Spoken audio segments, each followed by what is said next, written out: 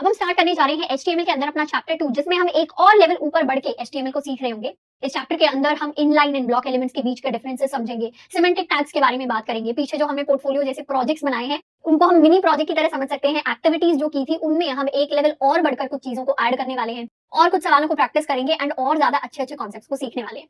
सबसे पहली चीज जिसको हम स्टार्ट करने वाले हैं वो है the difference between inline and block elements. अब HTML के अंदर जितने भी एलिमेंट्स हम क्रिएट करते हैं, चाहे वो पैराग्राफ एलिमेंट हो गया हो, चाहे वो हेडिंग एलिमेंट हो गया हो, चाहे वो इमेज एलिमेंट हो गया हो, इन सारे एलिमेंट्स को हम दो कैटेगरीज के अंदर क्लासिफाई कर सकते हैं। एक कैटेगरी होती है हमारी इनलाइन की एंड एक कैटेगरी होती है हमारी ब्लॉक की। इन दोनों के बीच के पहले से डिफरेंसेस समझते हैं, उसके बाद इनमें डिटेल में बात करेंगे। ब्लॉक एलिमेंट्स HTML के अंदर वो एलिमेंट्स होते हैं जिनको अगर आपने कहीं पर प्लेस कर दिया तो वो पूरी विड्थ ऑक्यूपाई कर लेंगे, चाहे उन्हें जरूरत हो चाहे उन्हें जरूरत ना हो। इसके साथ साथ जितने भी हमारे ब्लॉक एलिमेंट्स होते हैं वो हमेशा नई लाइन के साथ स्टार्ट होते हैं। इसको ऐसे समझ सकते हैं कि मान लेते हैं आपको साइकिल खड़ी करनी है और आपकी जो साइकिल है वो इस टाइप की है कि अगर एक बार आपने किसी भी लाइन के अंदर साइकिल खड़ी कर दी तो वो साइकिल पूरी लाइन ऑक्यूपाई कर लेगा। उसके बाद आप सेम लाइन पर और डिफरेंट साइकिल्स को खड़ी नहीं कर पाएंगे, चाहे वो साइकिल कितनी छोटी हो या कितनी बड़ी हो। तो अगर आपको किसी एरिया के अंदर 3 साइकिल्स खड़ी करनी है तो तीनों को खड़ी करने के लिए आपको 3 अलग अलग लाइंस को ऑक्यूपाई करना पड़ेगा, घेरना पड़ेगा। ये होते हैं ब्लॉक एलिमेंट के एग्जांपल, यानी ऐसा एलिमेंट जिसको चाहे विड्थ की जरूरत हो चाहे ना हो वो पूरी की पूरी लाइन को ऑक्यूपाई करता है। एंड दूसरे तरीके के एलिमेंट्स HTML के अंदर होते हैं हमारे इनलाइन एलिमेंट्स। इनलाइन एलिमेंट्स उतनी ही विड्थ यानी चौड़ाई ऑक्यूपाई करते हैं हमारी स्क्रीन पर जितनी उनके लिए जरूरी होती है। एंड ये एलिमेंट्स जरूरी नहीं है कि नई लाइन से स्टार्ट हो, मतलब अगर मल्टीपल एलिमेंट्स को आप सेम लाइन के अंदर फिट इन करना चाहते हैं और वो हो पा रहे हैं तो फिर वो सेम लाइन के अंदर आएंगे, उन्हें अलग अलग लाइंस की जरूरत नहीं है। इसको हम ऐसे समझ सकते हैं कि आपको 3 साइकिल खड़ी करनी है और आपको एक रोड के ऊपर सिंगल लाइन के अंदर जगह मिल रही है कि तीनों एक ही लाइन में खड़ी हो सकती हैं, तो वो तीनों को आप एक के बाद एक के बाद एक खड़ा करेंगे। तो यहाँ पर ये जो साइकिल्स हैं ये एक तरीके से ये एक इनलाइन एलिमेंट है, ये भी एक इनलाइन एलिमेंट है, ये भी एक इनलाइन एलिमेंट है। जबकि पहली बार में जिस साइकिल को हमने देखा था जो पूरी लाइन ऑक्यूपाई कर रही थी, ये मेरा एक ब्लॉक एलिमेंट थी, ये भी मेरा ब्लॉक एलिमेंट थी एंड ये भी मेरा ब्लॉक एलिमेंट थी। अब ये तो हमने साइकिल्स का एग्जांपल दे दिया। प्रैक्टिकल HTML में इसका क्या मतलब है? इसका ये मतलब है कि मान लेते हैं मैंने कोई हेडिंग टैग बनाया। अब हेडिंग टैग ने जिस हेडिंग एलिमेंट को क्रिएट किया वो क्या करेगा, चाहे आप उसमें कोई छोटा वर्ड लिखें, जैसे मैंने सिर्फ हेलो लिखा इसके अंदर और मैंने लिखा H1, तो इस तरीके से ये जो हेलो है ये एक बार स्क्रीन पर प्रिंट तो हो जाएगा, बट इसके बाद अगर आप कुछ भी प्रिंट करना चाहेंगे, मान लेते हैं नेक्स्ट टैग आपने कोई पैराग्राफ टैग बनाया, तो वो पैराग्राफ टैग हमेशा अगली लाइन से स्टार्ट होगा। यानी अगर हेडिंग टैग कहीं भी क्रिएट हुआ तो वो पूरी की पूरी लाइन को ऑक्यूपाई करता है, चाहे उस हेडिंग के अंदर उतनी बड़ी हेडिंग हो लाइन जितनी, चाहे कोई छोटे से वर्ड की आप हेडिंग क्रिएट करें, और आपकी पूरी की पूरी पेज के ऊपर विड्थ जो है वो ऑक्यूपाई हो जाती है। अब कुछ एग्जांपल्स देखते हैं एलिमेंट्स के, फाइंड आउट करते हैं कि वो इनलाइन एलिमेंट्स हैं या ब्लॉक एलिमेंट्स हैं।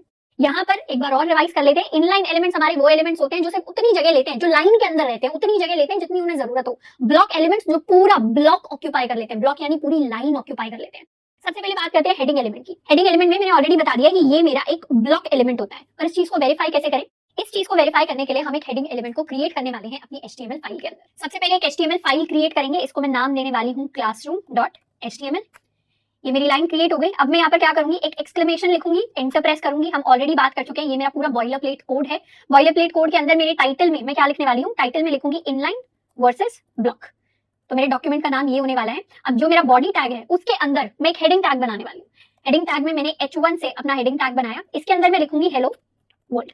अगर मैंने इस तरीके की लाइन लिखी H1 में, और नेक्स्ट लाइन में मैं एक और H1 लिखने वाली हूँ जिसमें मैं लिखूंगी अपना कॉलेज। अब इन दोनों को हम सेव करेंगे एंड इसको हम करने वाले हैं एग्जीक्यूट। तो कुछ इस तरीके से सबसे पहले हेलो वर्ल्ड एक लाइन के अंदर प्रिंट हुआ है, उसके बाद अपना कॉलेज सेकंड लाइन के अंदर प्रिंट हुआ है।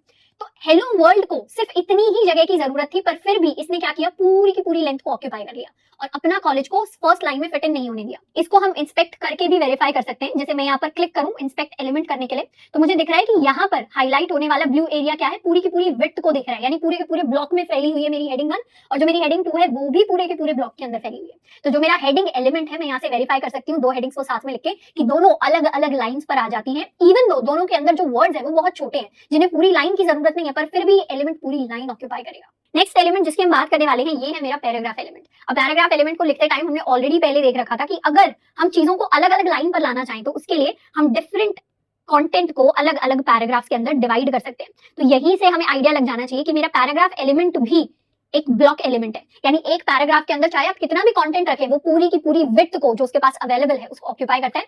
इसको भी हम HTML से वेरीफाई कर सकते हैं। मैं क्या करने वाली हूँ, हेडिंग के बाद या फिर क्या करेंगे, इस हेडिंग को ही कन्वर्ट कर देते हैं पैराग्राफ में। ये मेरा पैराग्राफ 1 है, ये हेडिंग बन जाएगी मेरा पैराग्राफ 2। इसको कर लेते हैं सेव एंड यहाँ पर मैं करने वाली हूँ रिफ्रेश। तो ये मेरा फर्स्ट पैराग्राफ हो गया, ये मेरा सेकंड पैराग्राफ हो गया। दोनों टैग्स अलग अलग लाइन में आ जाते हैं। इसको भी अगर मैं चाहूँ तो इंस्पेक्ट कर सकते हैं। इंस्पेक्ट करके ये मेरा फर्स्ट पैराग्राफ हमें दिख भी रहा है कि पैराग्राफ टैग के लिए पी यहाँ पर हाईलाइट हो रहा है, ये भी पूरा ब्लॉक एलिमेंट है, ये भी पूरा ब्लॉक एलिमेंट है। अब नेक्स्ट एलिमेंट की बात करते हैं। नेक्स्ट एलिमेंट जिसको डिस्कस करेंगे ये है मेरा एंकर टैग। अब एंकर टैग HTML के अंदर सिर्फ उतनी जगह लेता है जितना उसके लिए जरूरी है, तो एंकर टैग मेरा एक इनलाइन एलिमेंट होता है। एंकर टैग को भी एक बार लिखकर देखते हैं। HTML डॉक्यूमेंट के अंदर मैंने 2 पैराग्राफ्स लिखे हैं और इसी पैराग्राफ के अंदर मैं क्या करने वाली हूँ, यहाँ पर बना दूंगी एक एंकर टैग।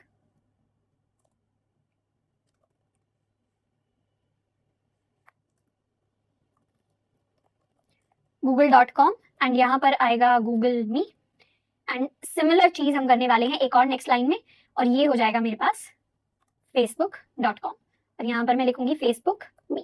इसको कर लेते हैं सेव एंड रिफ्रेश। तो गूगल मी एंड फेसबुक मी दोनों क्या हुए, दोनों सेम लाइन के ऊपर आ रहे हैं। इवन दो दोनों को HTML डॉक्यूमेंट में मैंने अलग अलग लाइन में लिखा है, पर क्योंकि एक इनलाइन एलिमेंट है तो इसने उतनी ही जगह घेरी जितनी इसको जरूरत है। अगर मैं चाहूँ कि मुझे एक और एंकर टैग लिखना है तो यहाँ पर मैं YouTube भी लिख सकती हूँ, youtube.com, और इसको मैं लिख सकती हूँ YouTube। इसको कर लेते हैं सेव एंड रिफ्रेश। तो ये थर्ड एंकर टैग भी इसके बाद आया, और ये एक के बाद एक के बाद एक एंकर टैग्स तब तक आते रहेंगे जब तक मेरी पूरी लाइन नहीं भर जाती है, और उसके बाद नेक्स्ट लाइन से आना स्टार्ट होंगे। तो ये एक एग्जांपल है इनलाइन एलिमेंट का। इसको इंस्पेक्ट भी कर सकते हैं। ये मेरा फर्स्ट एलिमेंट है जो सिर्फ इतनी विड्थ घेर रहा है, ब्लू एरिया आपको हाईलाइटेड में दिख रहा है। ये मेरा सेकंड एलिमेंट है, ये मेरा थर्ड एलिमेंट है। एंड अगर हम देखें कि ब्लू लाइन पूरी विड्थ में कब आ रही है, ये आ रही है बॉडी टैग के लिए। तो यहाँ से मुझे आइडिया लग रहा है कि मेरा बॉडी टैग एक ब्लॉक एलिमेंट होता है, बल्कि एंकर टैग्स मेरे इनलाइन एलिमेंट होते हैं। नेक्स्ट हम बात करने वाले हैं इमेज एलिमेंट की। इमेज एलिमेंट भी HTML के अंदर सिर्फ उतनी जगह लेता है जितनी मेरी इमेज को जरूरत होती है। तो इमेज एलिमेंट भी मेरा एक इनलाइन एलिमेंट होता है। जैसे अगर मैं एक पैराग्राफ की बात करूं और पैराग्राफ के अंदर मैं किसी इमेज को इंसर्ट करना चाहूँ, यहाँ पर ले लेते हैं एक paragraph, this is an image, और यहाँ पर मैं एक इमेज को इंसर्ट करने वाली हूँ।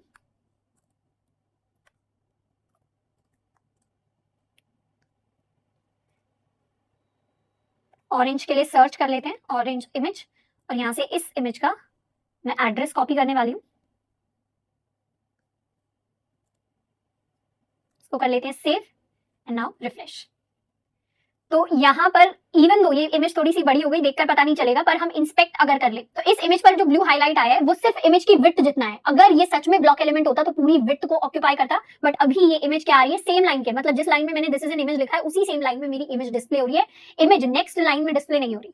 अगर इमेज नेक्स्ट लाइन में डिस्प्ले होनी होती तो फिर वो कुछ ऐसी दिख रही होती जिसको मैं पैराग्राफ टैग के बाद लिखती, तो मेरा ऑरेंज जो है वो नीचे आ गया और अब मेरा पैराग्राफ ऊपर रह गया। पर क्योंकि इमेज एक इनलाइन एलिमेंट है इसीलिए वो पैराग्राफ के साथ ही अंदर डिस्प्ले हुआ। इनफैक्ट अगर मैं 2 इमेजेस को एक साथ डिस्प्ले कराऊं, जैसे एक एप्पल इमेज का एड्रेस हम कॉपी कर लेते हैं, यहां से पैराग्राफ टैग को हम हटा देते हैं, ये रहा मेरा। तो ये मेरा फर्स्ट इमेज टैग है, ये मेरा सेकंड इमेज टैग है, एंड अब मैं करने वाली हूँ अपने पेज को रिफ्रेश। तो दोनों इमेजेस सेम लाइन के ऊपर अपीयर होती है। तो इस तरीके से मेरा इमेज एलिमेंट एक इनलाइन एलिमेंट है।